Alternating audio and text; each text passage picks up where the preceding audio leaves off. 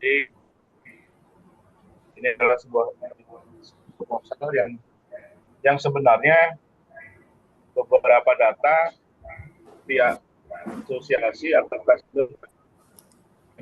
riset kecil untuk dikelola dulu menjadi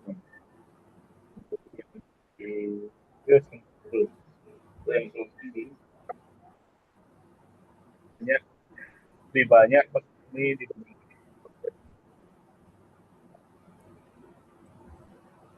swadaya.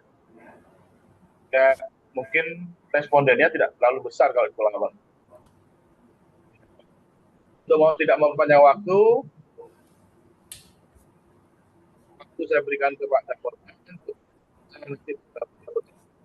Saya adalah 10 menit, kemudian itu kita main untuk masukan dan saran dari memberi saran dalam hal ini. Sebenarnya kalau dikatakan penguji juga belum, karena memang sekali ditulis sebagai dinyatakan sebagai penguji. Jadi di sini ada Pak Indra, ada Bukti, Indra, kemudian adalah Bu Santi, kemudian setelah itu diberikan ke Bu Susi, dan terakhir nanti saya kalau berada. Setiap penguji atau setiap penanggap pemasaran diberi nanti 15 menit. Untuk tidak banyak waktu, saya berikan waktu ke Pak Pertan untuk mempresentasikan gagasan ataupun proposalnya yang akan digunakan sebagai tesis. Silakan, Pak.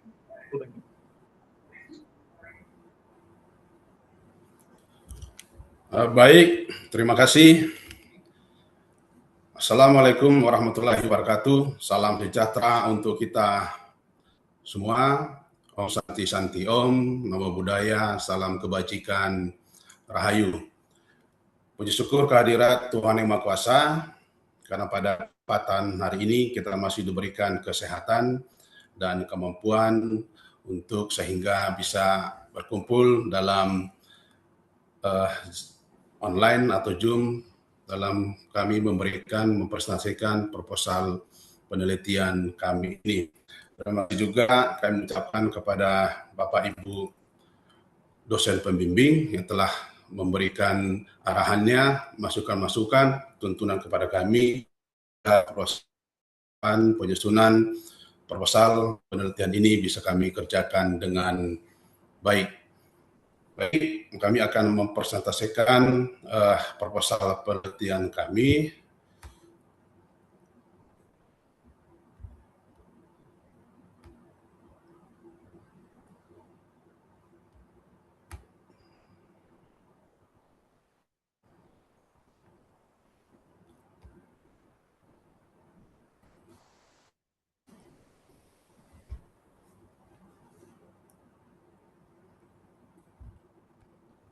Adapun judul dalam proposal penelitian kami ini yaitu faktor yang mempengaruhi petani swadaya melakukan sertifikasi ISPO di Kabupaten Pelalawan.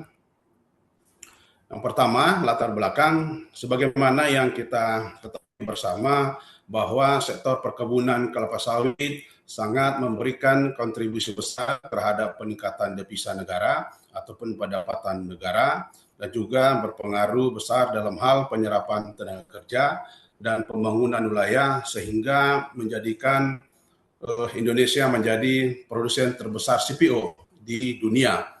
Kalau kita merujuk kepada Provinsi Riau dengan luasan kebun kelapa sawit berdasarkan data Dinas Perkebunan tahun 2024 mencapai kurang lebih 3,8 juta hektar tanaman kelapa sawit di Indonesia, menjadikan Provinsi Riau menjadi salah satu perkebunan terbesar di Indonesia, di mana kalau dari luasan 3,8 juta hektar tersebut didominasi oleh luas petani kelapa sawit swadaya atau petani masyarakat yang kurang lebih mencapai 3,3 juta hektar, atau kalau kita presentasikan di angka mencapai 70%, sementara perkebunan besar dengan perkiraan luasan di angka 795.000 hektar. Namun sebenarnya data ini juga masih ada perbedaan di lapangan. Kalau data dari pendapat-pendapat ataupun asumsi di lapangan yang kita temukan, sebenarnya luasan sawit di Provinsi Lampung sudah mencapai 4,3 juta hektar. Tetapi data sementara baik dari Dinas Perkebunan masih di angka 3,8 juta hektar. Maka dari luasan yang cukup signifikan di angka 3,8 juta hektar itu merupakan petani swadaya. Tentu petani swadaya memiliki peran strategis dalam tata kelola perkebunan kelapa sawit di Riau. Nah, petani swadaya ini juga menjadi pemasok utama tandan buah segar. Namun dalam perjalanannya memiliki keterbatasan dari akses modal, teknologi, legalitas lahan, dan juga pendampingan atau pembinaan daripada stakeholder sawit ataupun pemerintah setempat. Berbagai macam tantangan yang dihadapi oleh petani swadaya kita, yaitu ada tantangan legalitas dan juga isu lingkungan, di mana ekspansi sawit memunculkan persoalan tata ini kalau di saya slide-nya tidak bergeser, apakah sama dengan yang lain? Ini slide-nya masih tetap di judul, Pak Padepokan. Mohon maaf, saya memotong. Belum pindah ke latar belakang slide-nya. Belum ya? Ini sudah. Iya, belum. Masih cover. Di cover, iya, judul. Mungkin bisa diklik slide nomor 2 atau di slideshow mungkin. Bentar ya, Bu. Silakan. Ini mungkin tidak bisa dipindah kalau Bapak tidak enable editing yang ada di atas yang warna kuning itu, Pak. Mohon maaf saya memotong. Ya, ini kan ada tulisan protective view, ya itu enable editing. Ya. Mohon diklik dulu. Nah, itu kerja dulu. Klik dulu, baru yang bawah. Mungkin loading ya, loading.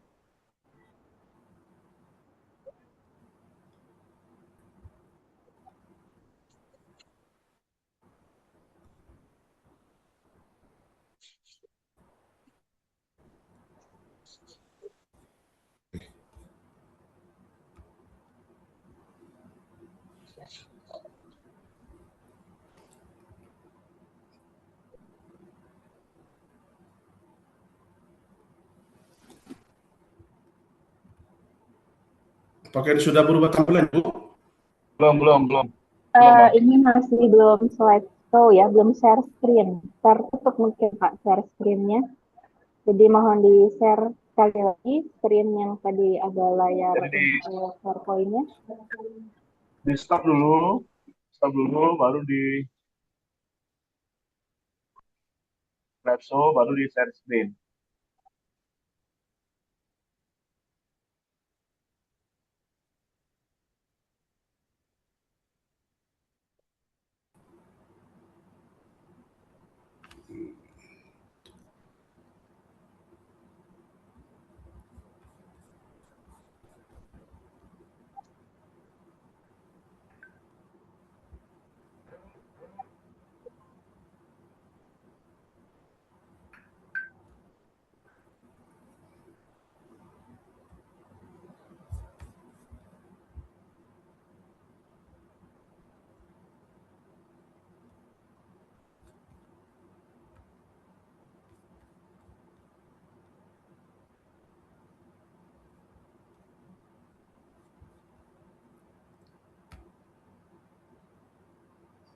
Oke.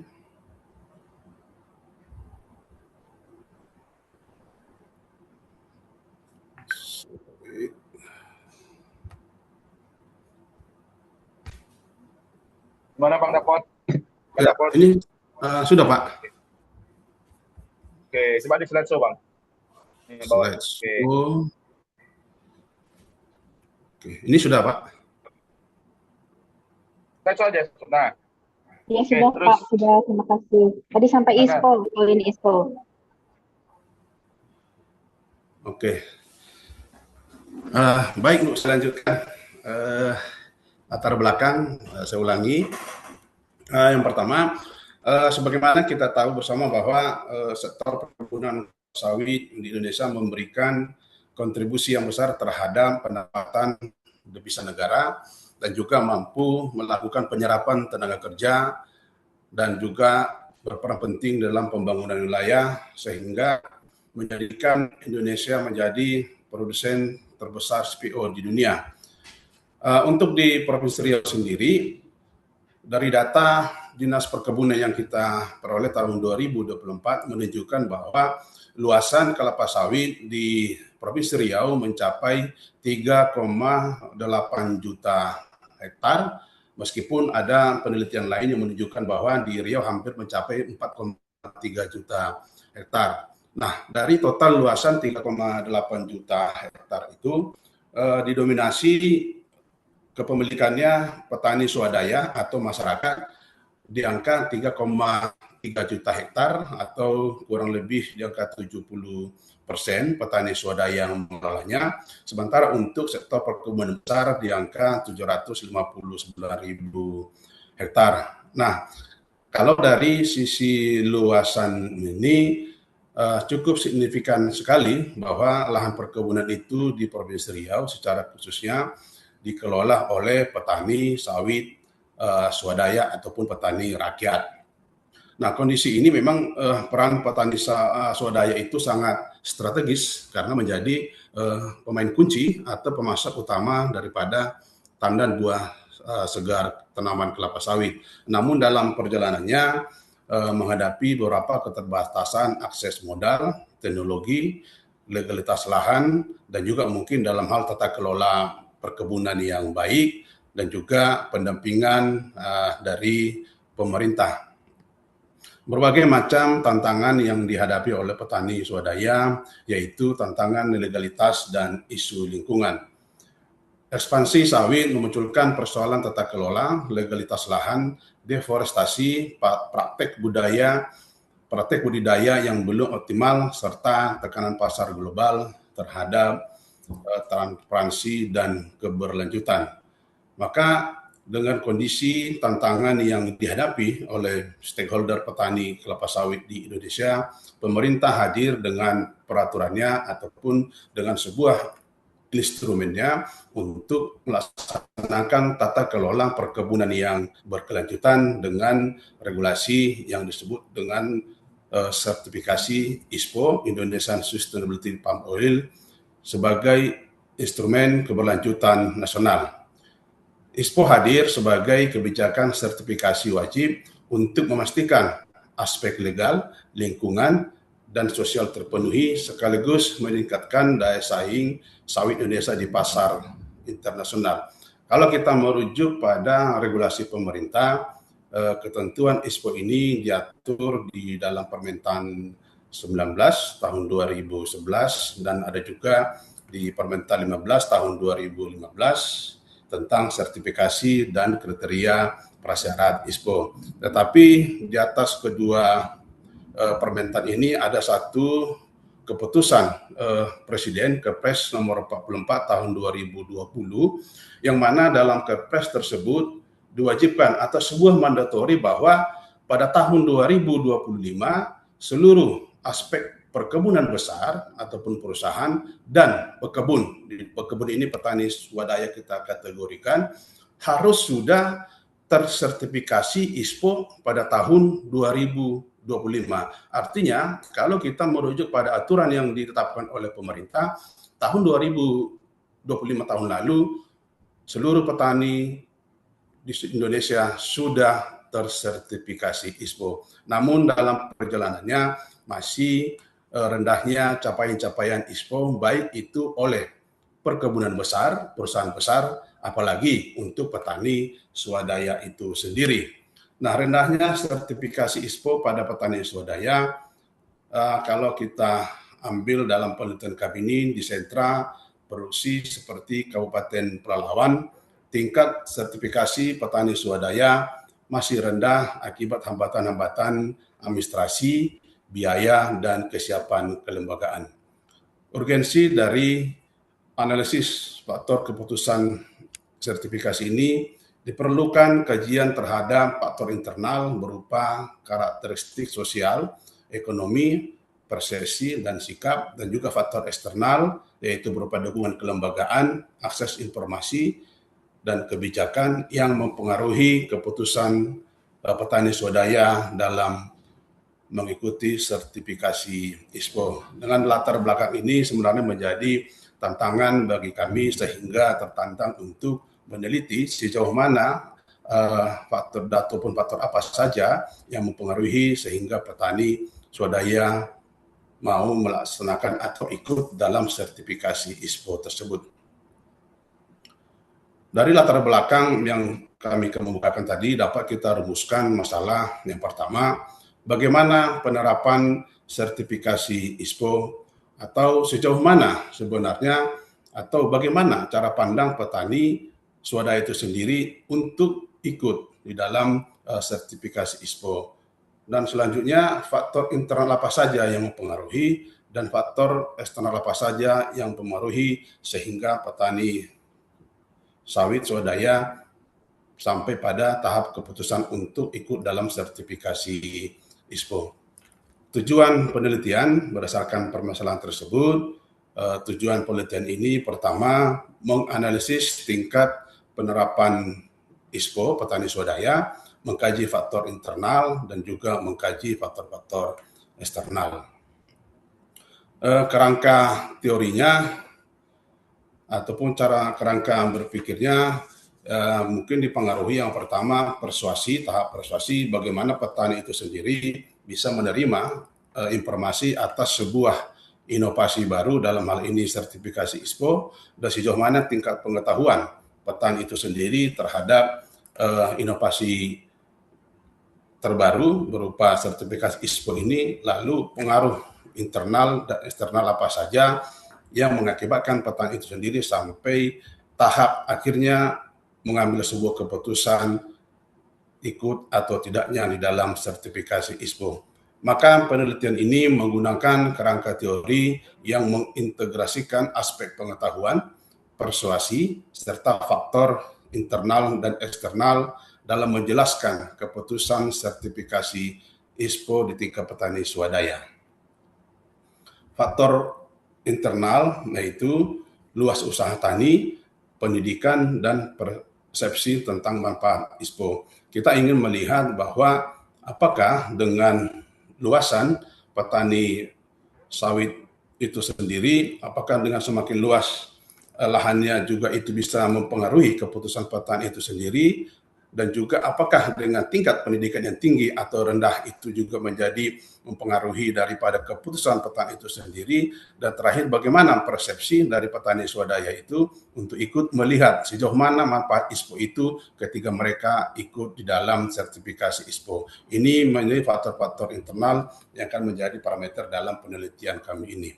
Selanjutnya faktor eksternal yaitu tentang lingkungan sosial, bagaimana pengaruh lingkungan sekitar untuk petani itu sendiri dalam mempengaruhi petani mengambil keputusan. Lalu yang kedua, dukungan kelembagaan ini menjadi sangat penting karena sebagaimana yang dipersyaratkan dalam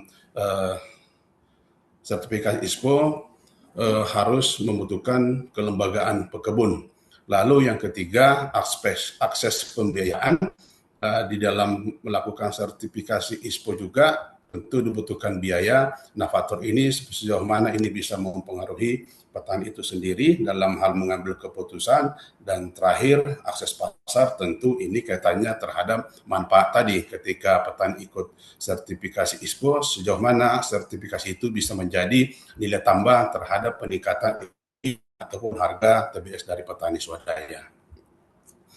Metode penelitian ini kami laksanakan di Kabupaten Pelalawan yang terdiri dari kelompok tani, Gapoktan, dan juga yang tergabung di dalam ataupun anggota DPD Asosiasi Petani Kelapa Sawit Indonesia di Kabupaten Pelalawan sudah mengikuti atau sudah tersertifikasi ISPO. Jumlah sampel yang diambil yaitu 51 petani swadaya yang sudah tersertifikasi ISPO, di mana nanti teknik pengambilan datanya dengan survei dan juga wawancara, dan juga akan melaksanakan FGD di lapangan dengan stakeholder petani swadaya. Lalu setelah mengumpulkan data, dan data akan dikumpulkan dengan baik, ditabulasi, dan selanjutnya akan dianalisis dengan korelasi range permen. Urgensi penelitian, percepatan ISPO petani kelapa sawit swadaya, penguatan legalitas dan tata kelola, dan strategi keberlanjutan daerah. Dari pemaparan latar belakang, rumusan masalah, kerangka berpikir, dan metode penelitian dapat kami simpulkan menjadi hipotesisnya: pertama, keputusan dipengaruhi oleh faktor internal dan eksternal. Yang kedua, legalitas dan kelembagaan menjadi kunci. Dan yang ketiga, perlu dukungan stakeholder sektor perkebunan kelapa sawit. Terima kasih. Demikian paparan dari kami atas proposal penelitian kami ini. Mohon kepada Bapak Ibu dosen pembimbing, secara khusus Bapak Ibu dosen penguji, mohon arahannya, mohon bimbingannya kepada kami, sehingga kami bisa nantinya melaksanakan penelitian kami dengan baik, sehingga bisa bermanfaat untuk kami dalam pengabdian kami di tengah-tengah masyarakat, secara khusus di stakeholder petani kelapa sawit di Indonesia, secara khusus petani kelapa sawit di Provinsi Riau. Terima kasih. Wassalamualaikum warahmatullahi wabarakatuh. Baik, terima kasih Pak Kapotan. Selanjutnya kami mohon saran dan masukan untuk kesempurnaan daripada penelitian ini. Yang pertama kepada Pak Asprof Dr. Indra, silakan Pak Indra, waktunya 15 menit. Oke, siap. Makasih banyak Pak Mulono. Selamat ya Pak Pandapotan ya. Sudah pada tahapan ini. Saya kira Pak Pandapotan ini tesis Pak, sidang tesis. Ternyata proposal ya Pak ya. Ya, Pak. Pandapotan proposal apa tesis Pak? Tesis Pak. Proposal. Proposal ya Pak ya. Ya, Pak. Ya. Kedengaran suara saya dengan jelas Pak? Kedengaran Pak. Kedengaran ya. Proposal ya Pak ya. Nanti perbaiki ya Pak ya, maksud tesis-tesis soalnya sudah sampai kesimpulan tadi. Maka saya bilang kan ini saya salah baca apa gimana ini ya. Soalnya metode nggak ada hasil pembahasan, tapi ada kesimpulan. Tapi tesis di judulnya gitu. Nanti perbaiki ya Pak ya. Biar Ya, Pak. seragam. Itu tesis, Pak. Baik itu. Nah, saya mungkin mau nanya sekilas ya sama Pak Pandapotan. Jadi Pak Pandapotan ini mau melihat pengaruh apa sih Pak tadi Pak? ISPO ya. Iya, Pak. Faktor yang mempengaruhi petani swadaya melakukan sertifikasi. Sudah banyak Pak yang melakukan ISPO Pak. Ada berapa Pak di Pelalawan Pak? Petani swadaya Pak. Kalau di Pelalawan, di Pelalawan sendiri Pak, kalau dari data yang kita dapatkan itu, yang tergabung dalam asosiasi petani itu kurang lebih 594 hektar Pak. 500 ya, 500-an lebih ya. Iya Pak. Ya Pak, atau kalau di pekebunnya 22 pekebun Pak. Kalau pekebun Pak, petani swadaya Pak. Oke, pekebun 22 berarti ya. Itu petani swadaya yang Bapak mau cek ini kan petani swadayanya kan, Pak? Iya Pak, petani swadaya Pak. Oke. Kalau swadaya itu kira-kira berapa orang, Pak? Atau per komunitas dia? Kalau swadaya ini Pak, memang petani swadaya ini yang paling banyak di Provinsi Riau ini Pak kan secara pribadi-pribadi, mandiri, dan pada umumnya belum berkelompok Pak, belum melakukan kelembagaan pekebun. Jadi lebih cenderung mereka melaksanakan secara mandiri Pak. Oke, terus nanti kalau mau ISPO gimana? Kan ISPO nggak bisa individu kan? Iya Bisa Pak. Ini individu. salah satu syarat ISPO itu Pak adanya kelembagaan pekebun Pak.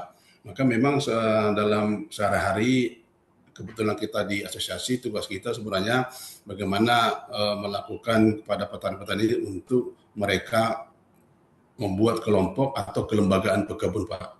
Nah, yang ada dari sebaran data DPD yang menjadi objek penelitian kami ini dari 10 DPD Apkasindo di Provinsi Riau, Kabupaten Palaman lah yang menurut kami terbanyak pekebunnya dalam bentuk kelembagaan yang sudah melakukan sertifikasi ISPO Pak. Memang masih Oke, rendah capaian berarti itu. berarti dari 22 pekebun itu tadi satu kelembagaan Apkasindo itu berarti apa nama lembaganya Pak? Apkasindo apa Pak? Apkasindo Pak. Oh, berarti 22 orang pekebun itu adalah anggota Apkasindo berarti. Iya Pak. Begitu Pak. Iya Pak, yang Apkasindo Pak. Yang tergabung dalam Gitu ya. anggota Apkasindo dan juga nanti, ya Pak. Oke. Nah, ini kan pertanyaan apa namanya? Tujuan tujuan penelitiannya apa Pak? Bisa Pak ulangi nggak tujuan penelitiannya Pak? Soalnya ini saya agak ini ya, agak gimana gitu. Karena yang dia faktor-faktor yang mempengaruhi petani swadaya melakukan sertifikasi ISPO. Tapi yang di survei itu semuanya yang sudah tersertifikasi. Itu gimana Pak? Coba Pak, bisa jelas nggak tujuan penelitiannya apa sih Pak?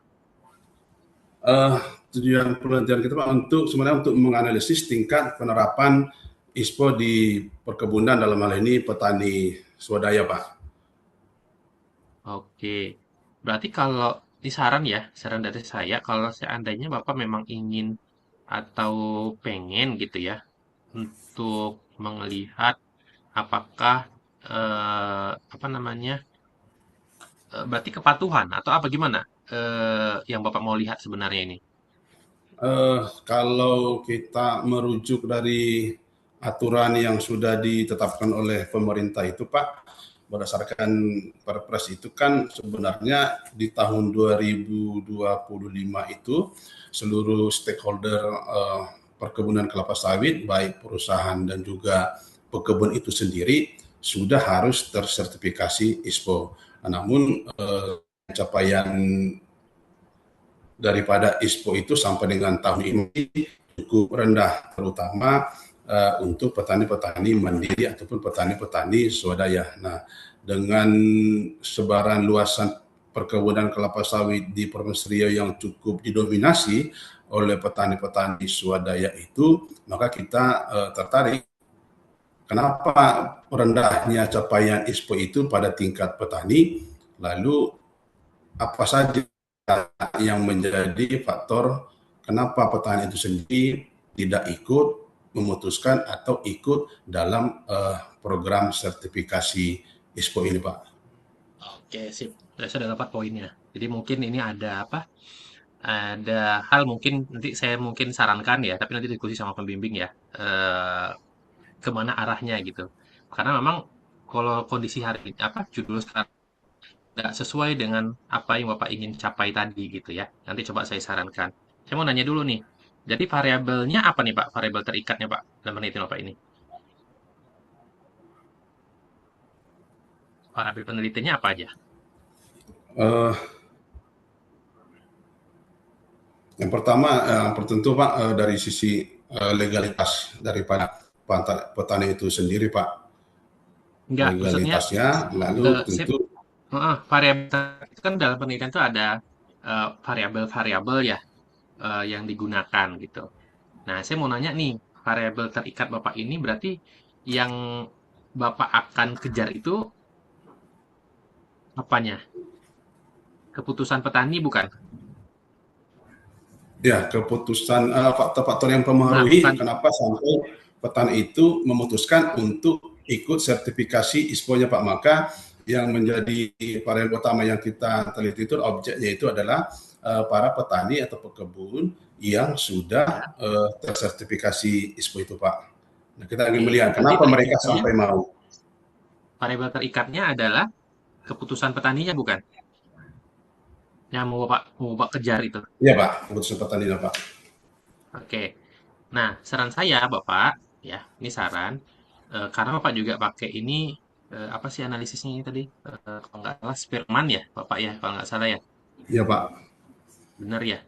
Nah, Spearman itu nggak bisa ngaji pengaruh, Pak. Jadi kalau misalkan itu mungkin judulnya, saran saya mungkin ganti ke hubungan faktor. Ya, bolehlah internal atau eksternal gitu, dengan keputusan petani swadaya melakukan sertifikasi ISPO. Jadi mungkin itu lebih lebih eh, lebih memenuhi atau jawab permasalahan yang Bapak ingin ketahui gitu. Oh, iya, Pak. Jadi Baik, kan Pak. penelitian ini kan ada masalah yang kemudian ingin kita selesaikan dengan penelitian kan, Pak. Iya, Pak. Tapi kalau misalkan Bapak tadi mengkaji faktor-faktor tapi dengan kondisi yang ada, itu nggak cocok dia, nggak matching dia. Dan analisisnya juga nggak bisa pakai eksperimen. Bapak harus pakai regresi atau apa gitu. Mungkin dosen metode mungkin Oke. lebih paham. Ya, itu Baik, saran Pak. dari saya ya, Pak Pandopotan ya. Jadi biar lebih jelas eh, apa namanya data yang dikumpulkan betul, terus nanti statistik yang digunakan atau analisis yang digunakannya benar, cocok gitu. Dan apa juga nanti enak gitu menyimpulkannya. Ya, itu terus eh, hmm, apa prinsip ISPO nanti yang Pak bakal ukur Pak untuk petani swadaya Pak? Eh, untuk petani swadaya yang paling utama dalam pemenuhan aspek legalitas tadi, Pak. Eh, kita tahu yang paling kita lihat di samping dari legalitas kepemilikan seperti dokumen suratnya, Pak, SKGR, apakah SAM, lalu memastikan bahwa objek tanah itu tidak tumpang tindih dengan pihak lain ataupun perusahaan. Lalu kalau kita mengikuti dari Perpres itu tadi, Pak, ada mandatori yang mewajibkan bahwa untuk menjadi bisa ikut dalam sertifikat ISPO wajib bebas dari kawasan hutan, Pak. Ini menjadi sesuatu yang menjadi hal yang menjadi prinsip yang dalam untuk petani atau pekebun swadaya, Pak. Oke, hanya legalitas kebun saja, tidak ada yang lain. Lalu untuk aspek dari apanya, Pak, praktek budidayanya, kita ingin memastikan bagaimana sebenarnya persiapan dokumen-dokumen dari praktek budidaya yang dilakukan oleh petani, apakah sudah mengikuti standar tata kelola pengelolaan perkebunan yang baik, mengikuti standar good agriculture practice yang baik. Lalu kita juga melihat bagaimana mulai dari persiapan lahannya, lalu dari sumber benihnya sampai tata kelola daripada hilir dari TBSD itu, Pak. Jadi maksud Pak Indra itu PNC-nya Pak Dapot, PNC-nya akan dilihat daripada petani nanti apa? PNC-nya kan ada 5 ya kalau nggak salah ya. Ya, Pak. 5 prinsip kan. Pak. Nah, 5 prinsip dan kriterianya itu yang akan dilihat nanti. Tuh. Dan itu kan Nanti meliputi beberapa dicek indikator lagi ya kan. Pak, Pak Pandapotan ya, kan apa saja nanti prinsip-prinsipnya. Terus nanti kita indikator tuh untuk jadi Ya, pertanyaan dan sebagainya. Bapak mau siapkan nih kayaknya nih ya di lampiran. Atau Bapak sudah siapkan hanya belum dilampirkan saja? Sudah siapkan belum indikator-indikatornya? Sebetulnya sudah banyak aspek, Dilampirkan. ya, Pak, aspek sosialnya, Pak, tata kelolanya, aspek lingkungan. Ya. Misalkan prinsip ini legalitas, nah indikatornya ini nih, terus prinsip ini nih gitu. Sudah disiapkan belum Pak? Kalau di proposal kayaknya belum Di ada ya. proposal belum ada. Di proposalnya memang belum. Nanti kan kita siapkan, Pak, dari kepatuhan tentang legalitas, beberapa kriteria-kriteria indikator akan kita tambahkan, Pak. Ya, Itu Pak. di mana dokumennya bisa dilihat Pak? Oh, di sini belum. Nanti menjadi bahan masukan nih, Pak. Akan kita tambahkan di sini, Pak. Oke, tambahkan Tentang ya Pak ya. indikator. Iya, Pak. Oke. Karena itu nanti akan mempermudah Bapak untuk melakukan penelitian gitu. Karena tidak jelas kan checklist, mana yang mau ditanya. Berarti nanti ini pengumpulan datanya gimana, Pak? Pengumpulan datanya dengan kita teknik wawancara, survei, lah juga akan melaksanakan nanti FGD di tingkat pekebun tuh Pak. Oke, nah survei itu nanti kan pakai kuesioner ya Bapak lakukan ya? Bener ya Pak ya? Pakai angket kan? angket. Kuesioner nggak? Pakai kuesioner kan ya? Ya Pak, semacam angket nanti gitu Pak. Daftar pertanyaannya itu yang maksud saya nanti dari indikator-indikator itu harus ada. Nah, ya Pak ya. Biar Bapak nanti jangan sampai yang ditanya gimana nanti gitu ya. Dan saran saya kalau memang belum ada penelitian seperti ini, Bapak harus divalidasi dulu ya kuesionernya. Ini biar bagus nanti kuesionernya ya Pak ya. Baik Pak. Oke. Tadi sebenarnya ada mahasiswa tadi nih Pak. Kalau ada mahasiswa mau nanya, bagus juga nanti Pak Mulono. Ada Oke, juga siap. Oke, siap.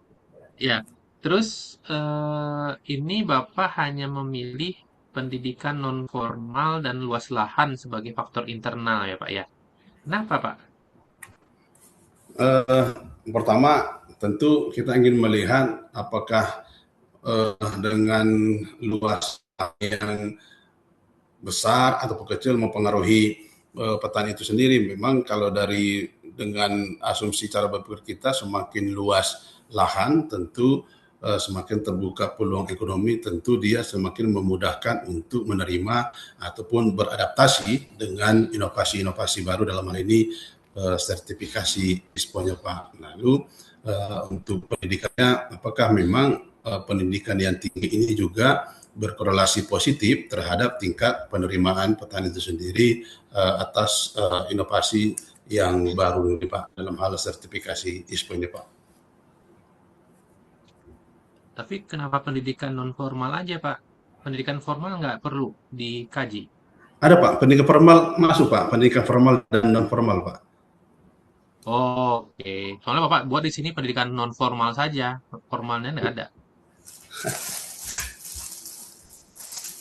Berarti formal juga ya, formal Ya, non formal berarti ya Pak ya? Iya Pak, formal dan non formal Pak. Oke, sip. Soalnya di proposalnya cuma non formal doang, makanya saya bilang kenapa non formal aja ya yang dibahas gitu. Oke, berarti kalau misalkan usia gitu nggak ngaruh Pak? Usia sebenarnya masuk sih Pak, usia berpengaruh sih Pak, karena menentukan tingkat kematangan berpikir itu, ini menjadi salah satu faktor yang baik juga sih Pak dalam sebuah teori dalam pengambilan ataupun kematangan kita untuk mengambil keputusannya Pak. Usia, Pengalaman bertani, pendapatan, itu ngaruh nggak kira-kira menurut Bapak? Jadi faktor internal nggak? kalau pendapatan tentu sangat berpengaruh Pak. Itu tadi mungkin akan menyangkut ke yang tadi itu Pak, parameter luas usaha taninya itu Pak. Semakin luas usaha taninya atau kebunnya, tentu asumsinya pendapatannya ataupun penghasilannya bisa lebih besar, lebih banyak. Tentu ini juga akan mempengaruhi Pak. Oke, jadi gimana nih Bapak rencananya? Dua saja untuk yang internal, non formal dan bahan, atau yang lain juga diikutkan? Apa gimana kira-kira? Mohon bimbingannya Pak. Ya ini ya, berarti kalau semakin banyak, Bapak ya datanya semakin banyak gitu. Asalkan Bapak nggak bingung, sih sebenarnya bagus ya. Eh, ya, ya bisa dapet gitu maksudnya. Ya walaupun misalkan ternyata ada faktor-faktor lain ya berarti di luar itu nanti kesimpulannya ya berarti ada faktor lain internal yang mempengaruhi gitu yang tidak diteliti. Nah ini Bapak tinggal Bapak coba inilah gitu diukur-ukur lagi kira-kira mana sih yang paling bagus gitu Baik Pak. ya paling dekat. Nah kalau ini ISPO Pak, kenapa pakai ISPO Pak? Kan ada RSPO juga Pak. Karena memang kita tertarik dengan ISPO ini Pak, karena ini kan kalau kita bicara standarnya mungkin ini yang memungkinkan yang akan bisa diikuti oleh petani itu sendiri Pak. Sehingga memang dari konsentrasi dari pemerintah itu sampai melakukan beberapa regulasi, mulai dari permintaan itu sampai 2 kali, dan termasuk yang kemarin bahwa itu langsung menjadi konsentrasi pemerintah lewat regulasi di Kepres tadi itu Pak. Maka kita tertarik untuk di ISPO-nya itu Pak. Oke, berarti karena dia nasional ya Iya Pak. di Indonesia, karena itu yang paling wajib bagi pekebun ya, yang Iya ini Pak. dibanding RSPO ya. Mandatori. Kalau dari segi harga mahal mana Pak? ISPO atau RSPO Pak? Nah ini yang menjadi semacam, kalau dari pengalaman kita Pak ya, yang kita turun ke lapangan, ini menjadi juga semacam yang mempengaruhi tingkat petani itu juga, karena sampai dengan ini regulasi yang memastikan ketika petani itu ikut ISPO menjadi ada jaminan bahwa harga dari petani itu akan lebih tinggi dibanding daripada petani-petani yang belum tersertifikasi ISPO. Yang baru ada sekarang itu yang ketika yang menjamin bahwa harga petani itu bisa mengikuti standar harga Disbun ketika dia sudah melakukan kelebangan pekebun yang sudah melakukan pola kemitraan dengan perusahaan Pak. Nah ini menjadi tantangan tersendiri juga sebenarnya ketika sertifikasi ISPO ini digulirkan oleh pemerintah itu sendiri, tetapi pada yang sama seharusnya dari sisi manfaat bisa langsung dirasakan oleh petani sehingga bisa memudahkan petani untuk memutuskan sampai harus tertarik dalam di sertifikasi ISPO ini Pak. Ini sejauh yang di dalam perjalanan di lapangan Pak. Maksudnya untuk biaya registrasi Pak, untuk daftar bisa ISPO sama SPO itu bayar kan ya?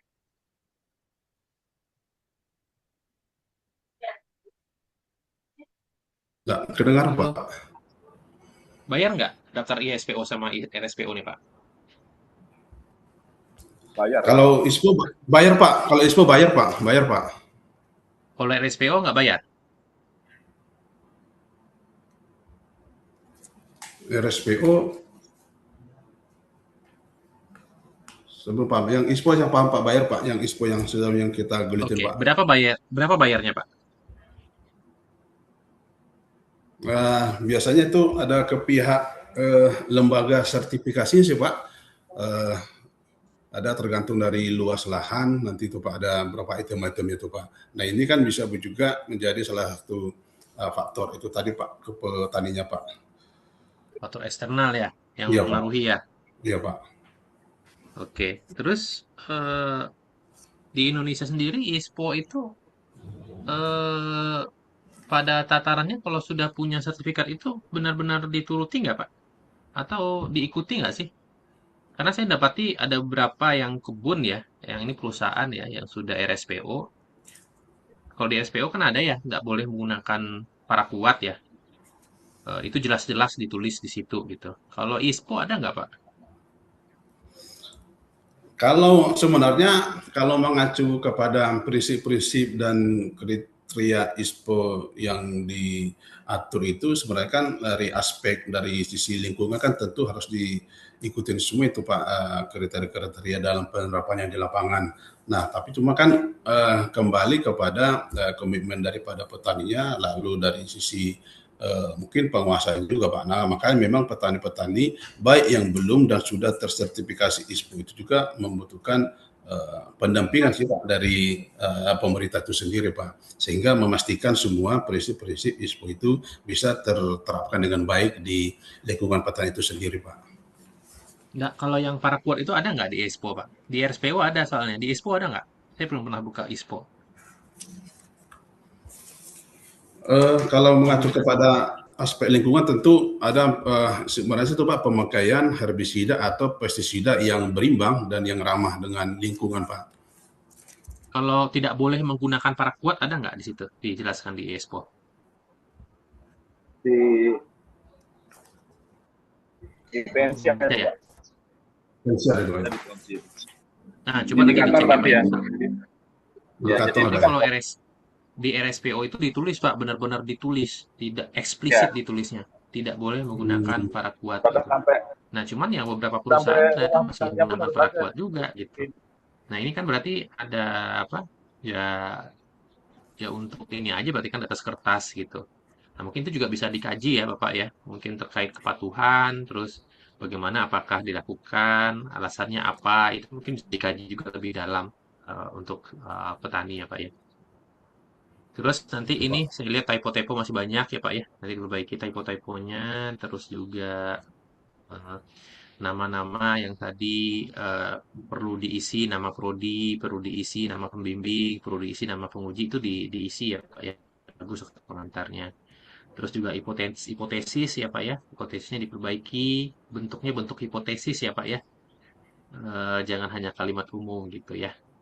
Ya, Pak. Terus apa lagi ya? Nah, inkonsistensi ya. Kalau misalkan ISPO ya boleh sih nyinggung RSPO gitu. Tapi nanti ke belakangnya udah ngomongin ISPO aja gitu Pak. Baik, Pak. RSPO Ya, Pak. udah nggak usah diomongin lagi kayak gitu. Baik, Pak. Oke, Terima kasih, terus rumusan masalah sama metode tadi ya, itu belum belum sinkron ya. Makanya tadi saran saya tadi judulnya coba diganti ya, biar lebih cocok dengan Pak. Ya, penelitian Pak. Bapak. Oke, mungkin itu dari saya Pak Mulono. Semangat Pak Pandapotan, semoga lancar penelitiannya. Assalamualaikum warahmatullahi wabarakatuh. Waalaikumsalam warahmatullahi wabarakatuh. Terima kasih Pak Wassalamualaikum. Indra. Waktu saya berikan ke Bu Dr. Yulina Susanti. Silakan Bu.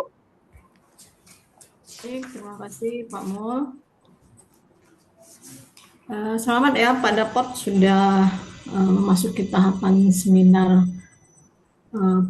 proposal. Nah, saya pikir awalnya kemarin juga ini adalah hasil. Nah, saya lihat lagi Pak Dapotnya angkatan siapa ya? Saya bilang ini hasil apa proposal saya bilang. Nah, ternyata sama-sama angkatan Nopi ya. Jadi ternyata proposal. Nah, Ya, Bu. karena di sini saya sebagai prodi saya masukkan ke terkait proposal Pak Dapot. Nah, kalau dari pemaparan dari Pak Dapot dari PPT-nya apa yang ditulis itu agak berbeda. Apa yang ditulis, jadi tadi juga sudah diberikan masukan oleh Pak Indra. Kalau yang pertama format pertama. Nah, Pak Dapot pernah nggak membuka format penulisan tesis sekolah pasca sarjana? Pernah Bu waktu yang di awal mata kuliah apa sih Bu? Pernah sih Bu? Oke, berarti sudah pernah membuka. Nah, tulisannya ini mengacu ke situ kah? Untuk babnya, subbabnya?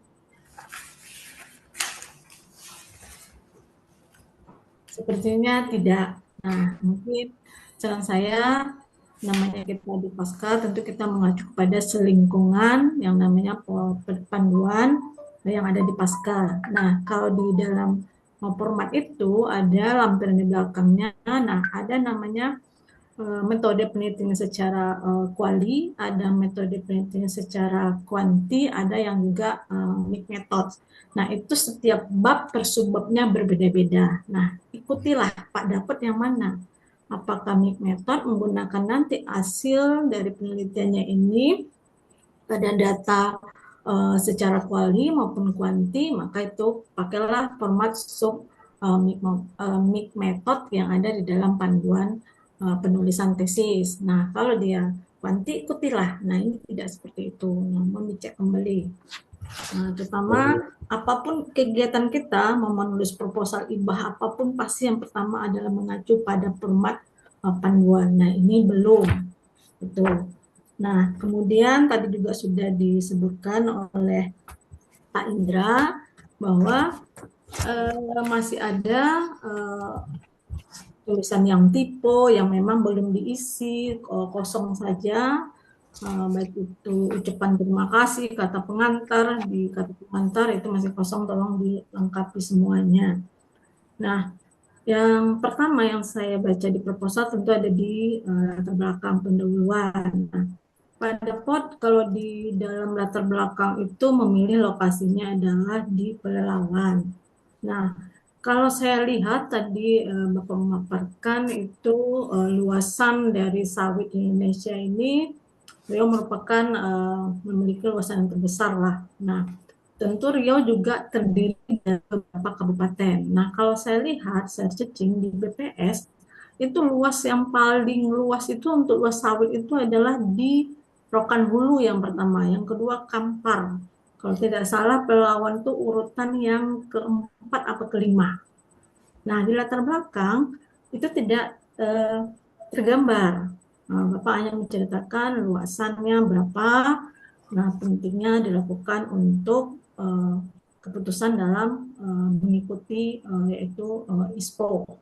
Nah, apa yang menjadi apa ya keunikan ataupun yang membedakan sehingga pemilihan itu ada di Kabupaten Pelalawan? Apakah memang di kabupaten lain itu sudah menerapkan ataupun sudah petaninya itu memiliki sertifikat ISPO semua, hanya mungkin Pelalawan saja yang belum memiliki bila dibandingkan dari kabupaten yang lain yang memiliki luasan sawit yang cukup besar. Apakah seperti itu? Nah, itu juga tidak tergambar dan tidak juga ada data-data yang mendukung apakah data dari petaninya Pelalawan itu seperti apa. Nah, itu juga belum ada di pendahuluannya, Pak Dapot. Mungkin bisa dijelaskan Pak Dapot?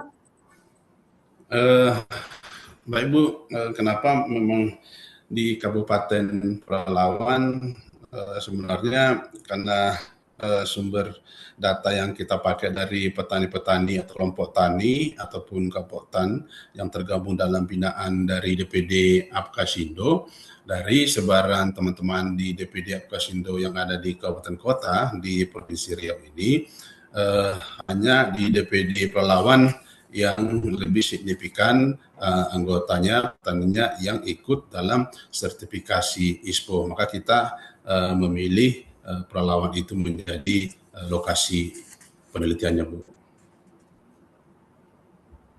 Kalau alasan secara ilmiah, kira-kira apa, Pak? Secara ilmiahnya sebenarnya dengan jumlah petani atau pekebun yang tersertifikasi dari anggota DPD Apkasindo di Pelalawan ini, tentu ini bisa yang lebih mampu ataupun secara dari regulasi mereka bisa memenuhi, lalu baru dari sisi bisa tinggal adaptif terhadap inovasi sertifikasi ISPO. Bisa ketinggalan. Ya Pak, dua bisa ketinggalan. Wah, dia belum punya. Suara siapa yang bocor ya?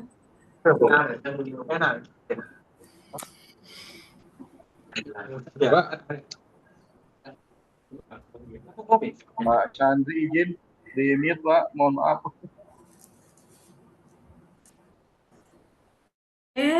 Mungkin bisa Pak. Ya, makasih Pak. Bisa dituangkan Pak Dapot di dalam latar belakangnya. Jadi state of the art dari pendahuluannya itu belum tergambar kalau menurut saya, dan terlalu panjang sampai 6 halaman. Itu hanya pendahuluan aja cerita. Baik Bu. Nah, itu masukan. Kemudian juga dari proposal yang saya baca juga di rumusan masalah itu kan ada pertanyaan faktor yang mempengaruhi petani mengikuti ISPO. Tetapi pada metode disebutkan objek penelitian adalah petani yang sudah tersertifikasi. Nah, kalau respondennya hanya petani yang sudah bersertifikasi ISPO, bagaimana Pak Dapot mengetahui faktor yang menyebabkan petani itu belum mengikuti ISPO gitu? Nah, kan objeknya itu yang saya lihat, yang sudah bersertifikat. Sementara kan yang mau dilihat itu faktor yang mempengaruhi keputusan petani untuk mengikuti ISPO atau tidak. Tapi malah objeknya yang sudah memiliki sertifikat. Nah, itu gimana Pak Dapot? Baik Bu, terima kasih Bu. ini tadi yang menjadi masukan yang cukup baik sama kami, yang dari Pak Indra tadi. Sebenarnya kalau dikaitkan tentang rumusan masalah dan judul, sebenarnya supaya dia menjadi cocok, alangkah bagusnya tadi masukan dari Pak Indra tadi Bu, ditambahkan pada judul itu sebenarnya hubungan faktor-faktor petani untuk ikut dalam keputusan sertifikasi ISPO tadi Bu. Oke, benar. Itu judul berkaitan. Cuma yang menjadi objeknya kenapa memilih petani yang sudah memiliki sertifikat, gitu. Bukan petani. Sebenarnya dengan kita meneliti petani yang sudah mengikuti sertifikasi ISPO ini, nah ini sebenarnya lebih kepada untuk mendapatkan data yang valid sampai kemana mereka bisa ikut sertifikasi ISPO itu. Tentu kita bisa melihat sesuai dengan yang kita akan mau teliti faktor-faktor itu Bu, sehingga pada mereka sudah dinyatakan tersertifikat ISPO-nya Bu. Kalau petani-petani yang belum, dengan kita melihat realisasi daripada capaian ISPO ini memang membutuhkan sampel yang begitu lebih banyak sebenarnya Bu. Maka kita lokalisir kepada petani-petani yang sudah tersertifikasi, sehingga ini bisa menjadi menambah pemahaman ataupun pengetahuan baru kenapa sampai petani itu menjadi ikut dalam proses sertifikasi ISPO-nya. Nah, justru kalau menurut saya, Pak Dapot, justru akan nanti penelitiannya akan menjadi bias, karena kan pengambilan keputusan. Kalau pengambilan keputusan itu berarti kan belum diputuskan. Misalnya nih, saya akan membeli sebuah mobil. Nah, mobil ini macam-macam tipenya dan kriterianya. Saya ingin memutuskan mana yang mau saya pilih. Apakah mobil warna merah dengan spesifikasinya berbagai macam, keren lah teknologinya. Yang satu lagi juga demikian. Nah, kan itu. Sementara kalau sudah saya tetapkan, saya sudah memilih yang merah misalnya, ya buat apa lagi? Saya sudah memilih yang merah. Nah, itu justru menurut saya akan bias nanti datanya kalau yang sudah bersertifikat. Justru yang belum, kenapa menjadi faktor mereka, apakah tadi ada variabel-variabel yang sudah disebutkan. Nah, kalau dalam penelitian Pak Dapat ini kan ada dua variabel, kalau salah saya ada yang internal dan eksternal. Nah, tadi juga sudah dijelaskan oleh Pak Indra. Nah, ada tadi pendidikan non formal. Nah, kalau seandainya nanti ternyata dari hasil ini misalnya menunjukkan pendidikan itu tidak berpengaruh, nah bagaimana Pak dapat menjelaskan fenomena tersebut nantinya? Baik Bu, memang kenapa kita masuk kepada petani yang tersertifikasi itu sampai kepada keputusan itu, itulah yang sebenarnya mau kita teliti sebenarnya Bu, sampai mereka pada ada keputusan itu. Nah, memang tadi pertanyaan Ibu cuma cukup menarik ketika ada faktor internal soal pendidikan itu tadi, apakah dengan pendidikan yang tinggi berhubungan korelasinya searah atau positif terhadap pengambilan keputusan. Pada saat yang sama, pertanyaan tadi, bagaimana ketika dengan pendidikan yang tinggi ternyata tidak adaptif terhadap inovasi, dalam hal ini sertifikasi ISPO. Memang ini menarik juga bagi kami Bu. Ini mungkin bisa nanti bahan diskusi juga nih Bu. Tapi jika ada pendapat lain atau arahan dari Bu Yuli, mohon masukannya Bu. Nah, jadi memang kalau saya lihat variabel Bapak ini terlalu sedikit kalau menurut saya, karena memang sebenarnya kalau Bapak lebih banyak membaca referensi, sebenarnya sudah banyak juga kajian ini di beberapa penelitian, mungkin bisa ditetapkan faktor-faktor yang memang nanti akan memberikan peluang. Kalau kita bilang hipotesis satunya yang akan diterima. Nah, itu kan bisa kita analisis. Nah, itu bisa Bapak pilih. Jadi memang harus kajian dengan literatur nanti. Nah, itu sudah banyak kayaknya.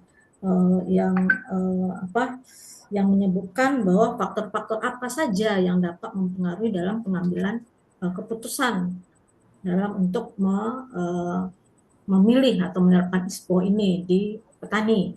Nah, itu bisa dari referensi. Tentunya nanti silakan, pasti itu sudah banyak kajiannya. Jadi bukan hal yang betul-betul baru gitu. Nah, ambillah faktor-faktor yang memang berpengaruh sangat nyata terhadap variabel-variabel itu. Nah, ditambahkan lagi, jadi tidak hanya 2 saja. Nanti takutnya tidak berpengaruh, akhirnya apa?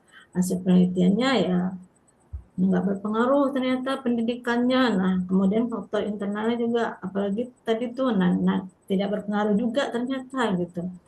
Nah, akhirnya kan hasilnya yang didapatkan kurang memuaskan dari hasil penelitian Bapak ini nanti. Mungkin itu saran dari saya. Ya, Bu. Baik, Bu. Terima kasih banyak, Bu. Atas. Kemudian terkait sampel ini ada metode juga. Nah, tiba-tiba tadi di slide kalau yang saya baca di proposalnya Pak Dapot itu tidak ada data populasinya berapa petani ISPO, kemudian bagaimana menentukan jumlah sampelnya itu tidak ada di metode.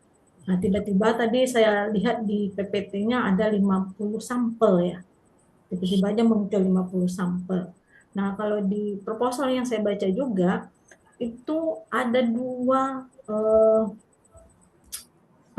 responden yang Bapak ini kan jadikan objeknya itu ada dia petani swadaya sama petani koperasi yang saya baca di bab 1 kalau nggak salah di tempat penelitian itu bukan waktu dan lokasi penelitian tapi tempat penelitian. Nah, itu ada disebutkan di situ.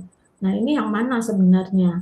Apakah memang petani swadaya atau petani yang memang ada di koperasi juga? Karena itu hal menurut saya itu yang 2 hal yang berbeda. Karena kalau yang swadaya itu juga ada yang memang secara tadi kalau memang dikatakan Pak Indra bahwa yang namanya ISPO itu tentu dia berkelompok, ada koperasinya.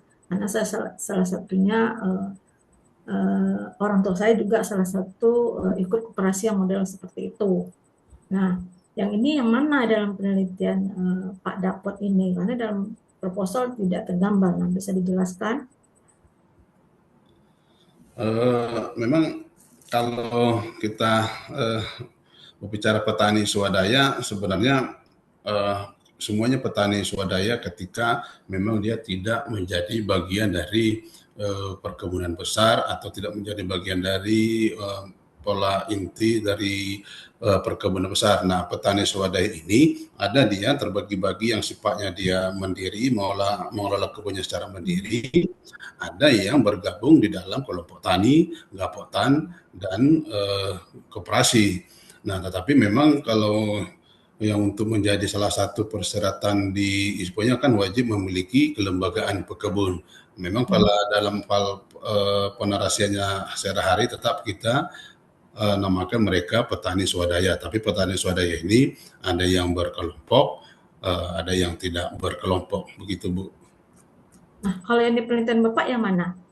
Tentunya karena kita ini sudah petani menjadi objek penelitian kita sudah bersertifikasi ISPO, tentu petani swadaya yang sudah tergabung di dalam kelompok tani ataupun di gapotan atau sudah memiliki kelembagaan pekebun, istilahnya Bu, dari aspek legalitasnya, Bu. Nah, jumlah populasi petani ISPO yang ada di Pelalawan yang menjadi objek penelitian Bapak itu berapa jumlahnya? Dari yang kami catatkan di proposal dengan berdasarkan perhitungan rumus slopen ini kita dapatkan 51 sampel, Bu. Populasi yang saya tanya Pak, populasinya berapa? Nanti dari populasi perlu kita tentukan sampel. Kan ibaratnya kalau saya analogikan, kita ini misalnya kalau kita sering tuh duduk-duduk di kantor pemerintahan, kadang-kadang kan ada data jumlah perempuan, jenis perempuannya sekian, jenis desa ini, kelurahan ini, laki-lakinya sekian. Nah, tentu tidak akan ditanya satu-satu, Pak. Nah, itu namanya populasi keseluruhan. Itu nggak mungkin sampelnya saya tanya, misalnya kelurahan penduduknya ada 1.000, nggak mungkin saya tanya satu-satu datang ke rumahnya, Bapak jenis kelaminnya apa, enggak. Pasti ada sampel yang mewakili untuk dijadikan data. Nah, seperti itu. Nah, ini populasinya berapa? Minta arahannya Bu untuk populasi dari apa ya Bu? Nah, itu yang saya katakan Bapak ini tidak ada datanya. Nah, data populasi tentu berdasarkan ruang lingkup dari objek penelitian Bapak tadi kan adalah kelompok tani yang sudah mempunyai kelembagaan. Nah, tentu harus ada datanya. Itu yang Bapak cari. Nah, data tentu Bapak di Apkasindo banyak lah datanya di situ. Nah, tinggal misalnya 1.000. Nah, dari 1.000 itu Bapak menentukan menggunakan rumus apa untuk menentukan sampel dari 1.000 itu ternyata dari hitungannya itu cuma 50 aja kok yang dipilih. Nah, dipilih itu juga berdasarkan metode apa? Apakah proses sampling? Apakah banyak macam-macam metodenya? Kalau purposive berarti Bapak harus sesuaikan dengan kriteria yang Bapak sebutkan tadi. Baik, Bu. Nah, itu juga harus dijelaskan di metode. Nah, itu juga perlu tergambar di metode penelitian. Karena kalau di proposalnya memang harus benar-benar di metode itu harus duduk sama di pendahuluan. Kemudian lagi adalah tadi sudah juga disinggung untuk menguji validitas dan reliabilitas dari kuesioner yang Bapak gunakan petani, dan itu juga tidak ada di lampiran. Apa sih yang menjadi pertanyaan-pertanyaan untuk responden yang Bapak menjadikan sampel nanti? Nah, itu juga tidak ada. Pertanyaan untuk sampel. Hmm. Baik Bu, kami lengkapi Bu. Nah, tadi juga udah jelaskan mungkin di rumusan masalah Pak yang tadi juga udah disinggung nggak Pak Indra, ini penerapan ISPO itu yang di rumusan masalah nomor 1. Nah, bagaimana penerapan ISPO? Sedangkan judulnya adalah faktor yang mempengaruhi petani mengambil keputusan. Sertifikasi. Nah, itu kan rumusan 1 masalah penelitiannya itu saya pikir tidak perlu, nggak nyambung juga jadinya. Karena penerapan tanyanya di situ. Oke, kemudian referensi masih terdapat beberapa sitasi yang tidak konsisten, terlalu banyak sitasi dalam satu kalimat, dan beberapa referensi yang sangat lama. Mungkin gunakanlah update referensi 10 tahun terakhir. Nah, kita kan harus update dengan pengetahuan dan apalagi objek kajian yang kita teliti. Nah, apa sih yang terbaru yang memang sudah dikaji atau diteliti oleh orang lain. Nah, di situ kan kita akan banyak nanti akan pengetahuan, apalagi objek yang kita kaji itu hal-hal yang baru akan muncul di situ. Jadi kita tidak merasa nanti buat kita aja yang paling baru, ternyata kita yang tidak update dengan kajian yang sudah diteliti oleh orang lain. Mungkin itu saja Pak Mul yang dapat saya sampaikan, dan selamat sekali lagi Pak Dapot, semoga nanti hasil penelitiannya terima kasih Bu. Yang didapatkan ya memang sesuai dengan yang diharapkan. Nah, terima kasih. Assalamualaikum warahmatullahi wabarakatuh. Waalaikumsalam warahmatullahi wabarakatuh. Baik, terima kasih Bu Santi. Silakan Bu Uci, waktunya. Saya berikan ke Bu Uci.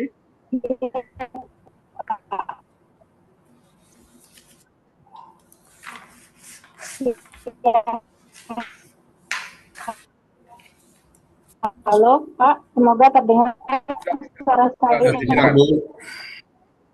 Terdengar Bu. Halo, assalamualaikum. Putus-putus Halo Bu. Halo, ya. Baik Pak Pandapat. Halo. Putus-putus ya. Saya coba matikan video dulu ya, Bapak. Ya, selamat sekali lagi kepada Pak Pandapotan yang sudah masuk ya ke seminar proposal. Terima kasih juga kepada waktunya Pak Mulono dan saran-saran yang diberikan oleh para penguji. Mungkin ke depannya yang perlu kita perbaiki bersama ya Pak Pandapotan, mungkin kalau bisa saya list yang dari awal pertama itu kita memberikan dulu tema penelitian kita gitu ya. Kita mau penelitian apa? Izin Bu, kita harus sama-sama tentukan seperti itu, karena dalam judul dan rumusan masalah yang akan Nggak jelas ya Bu, sebentar saya coba cari sinyal. Mohon maaf, mohon maaf.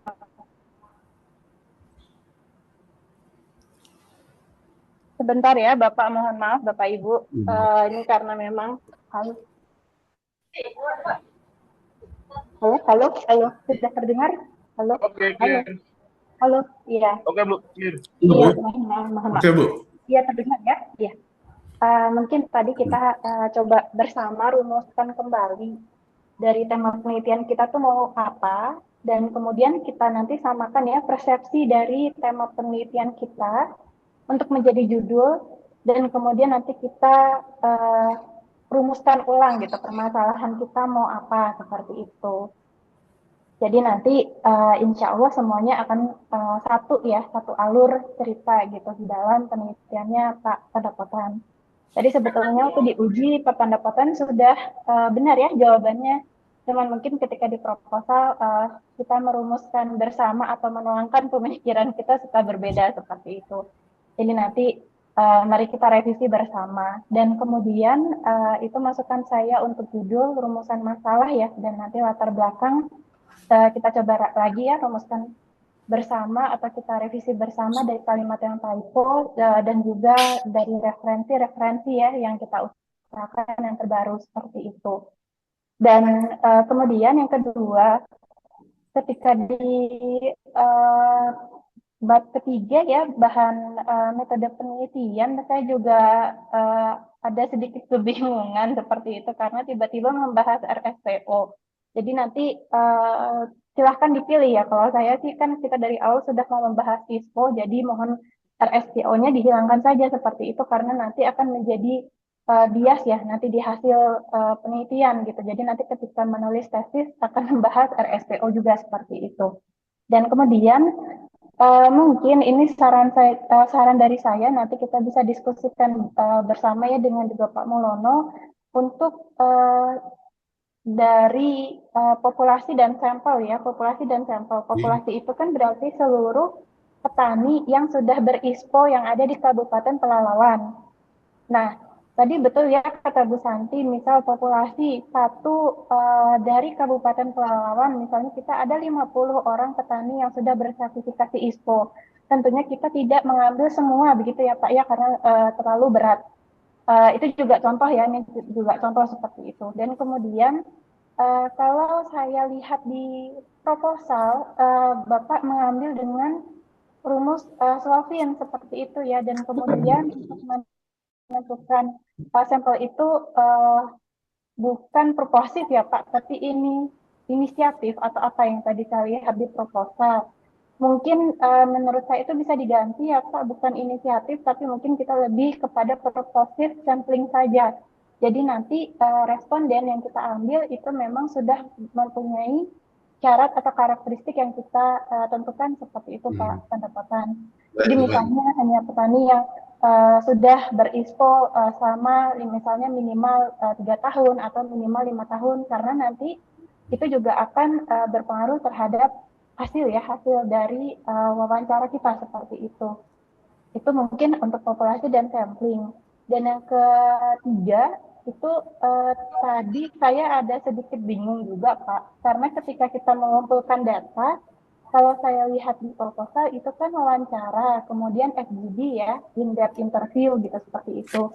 Dan mungkin kalau ingin memakai tadi ya apa saran dari Pak Indra ya memakai regresi karena Spearman mungkin tidak cocok di sini, mungkin harus ada kuantitatifnya seperti itu.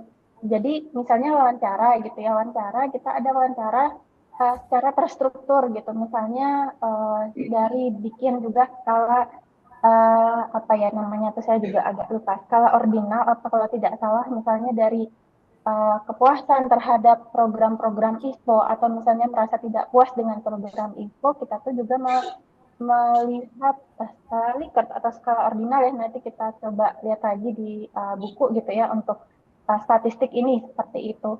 Jadi saya rasa memang bukan hanya nanti datanya berupa kualitatif gitu ya, tetapi juga ada kuantitatif, misalnya wawancara yang terstruktur gitu ya dengan memberikan angket ya, tadi dengan memberikan angket, tapi tetap pendapatan yang bertanya seperti itu. Jadi agak sedikit beda dengan kuesioner. Kalau Bapak memang mau tetap kuesioner ya tinggal dikasih kuesioner gitu ya, dan kemudian dilanjutkan dengan wawancara atau FGD. Tapi kalau misalnya mau berupa angket gitu ya, atau wawancara terstruktur, nanti pendapatan yang harus terjun ke lapangan dan kemudian pendapatan yang menanyakan dan yang mengisi angketnya, seperti itu. Nanti kita lihat lagi, tolong dilihat juga ya di buku statistik bagaimana cara mengumpulkan data seperti itu. Dan kemudian yang terakhir, mohon hati-hati nanti ketika nanti mudah-mudahan ya setelah selesai kita semuanya mengumpulkan hasil dan ada sidang tesis, Bapak hati-hati jangan melibatkan konflik of interest. Maksud saya di sini jangan sampai Bapak kenapa memilih daerah tersebut, kenapa Bapak memilih tema tersebut untuk penelitian. Ini karena memang dari Apkasindo atau misalnya seperti itu. Itu nanti akan mewujudkan konflik of interest. Jadi ada Bapak ada kemauan subjektif di dalamnya seperti itu. Maksud saya ini karena kepentingan organisasi misalnya seperti itu atau suatu lembaga. Karena di dalam suatu ilmu pengetahuan tidak boleh ada konflik of interest atau kepentingan pribadi di dalamnya seperti itu ya Pak ya. Jadi nanti ketika lihat latar belakang atau ketika nanti menjawab soal dari penguji, mohon hati-hati untuk menghindari konflik of interest ini. Tentu saja dari saya Pak Pendapatan, semoga bisa mengikuti ya, karena mohon maaf tadi terputus-putus. Itu saja, terima kasih. Selamat siang, saya kembalikan kepada Pak Mulono. Silakan Pak Mulono. Semoga terdengar suara saya. Halo. Terdengar Bu Uci. Terima kasih semua Bapak Ibu, Pak Indra, Bu Uci, untuk masukannya. Yang terakhir, karena saya lihat ada beberapa mahasiswa, saya beri 1 orang untuk mahasiswa, silakan untuk menanggapi atau memberi masukan. Izin Pak Mul. Oh, silakan Pak Bejo, monggo. Baik, terima kasih Pak Mul, Bapak Ibu, dosen pembimbing, Bang Pandapotan. Siap Mas. Iya, ini supaya cepat ya, bisa ngelanjutin berikutnya. Yang pertama yang ingin saya sampaikan adalah menentukan responden nanti seperti apa. Karena kebanyakan kalau petani-petani sawit dengan luasan yang besar, apalagi sudah sampai ISPO itu bekerja di lapangannya ya karyawan gitu. Untuk mencari pemiliknya sepertinya agak susah gitu. Artinya pemilik skala besar itu yang pertama. Kemudian yang kedua, memang beberapa perkebunan di Kalimantan atau di Sulawesi ini belum ada untuk ISPO, apalagi dalam lingkaran petani ya. ISPO itu yang ada di perusahaan. Nah ini di sana ternyata sudah ada gitu. Nah bagaimana nanti mencari petani yang memang sudah punya sertifikat ISPO itu, Pak Pandapotan? Apa sudah ada data-datanya gitu kan? Khawatirnya nanti setelah ke lapangan sebenarnya belum ada petani yang sudah punya sertifikat ISPO, karena permasalahan di petani itu masalah pembiayaan yang paling utama, apalagi untuk memperoleh sertifikat ISPO itu hanya antisipasi aja. Tapi kalau Bang Pandapotan memang sudah ada datanya, memang sudah di lapangan ada, ya syukur gitu. Tapi pengalaman saya selama ini sedikit sekali petani yang sudah mendapatkan sertifikasi ISPO gitu. Perusahaan aja kan agak susah, apalagi petani gitu. Itu Pak. Terima kasih Pak Mul. Baik, terima kasih Pak Bejo, Mas Bejo atas masukannya. Memang atas dari masukan yang sampaikan Mas Bejo itu, ketika kita memitigasi petani-petani yang sudah tersertifikasi ISPO dalam di lapangan memang ada kesulitan, tapi maka kita di dalam penelitian ini kita lokalisir, memang datanya data awalnya sudah kita miliki petani-petani yang sudah tersertifikasi ISPO, sehingga ini akan bisa memberikan kita kemudahan dalam nanti melakukan pengambilan data baik secara dengan angket ataupun dengan FGD untuk petani-petani yang sudah tersertifikasi ISPO itu. Terima kasih Mas, masukannya cukup baik untuk kita. Baik, terima kasih Bapak Ibu semua untuk seminar proposal pada pot. Terima kasih pada pot. Semoga nanti kita bisa segera maraton untuk kebaikan dan beberapa masukan.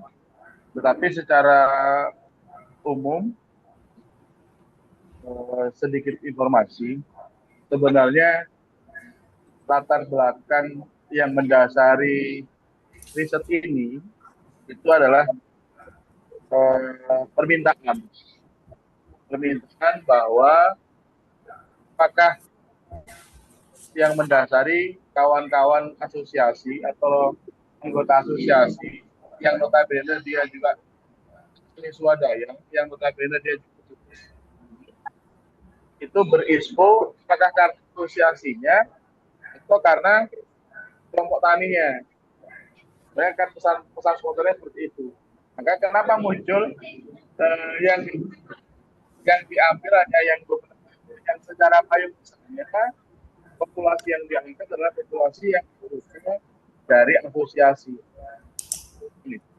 Tapi nanti kita perbaiki sama-sama pendapat.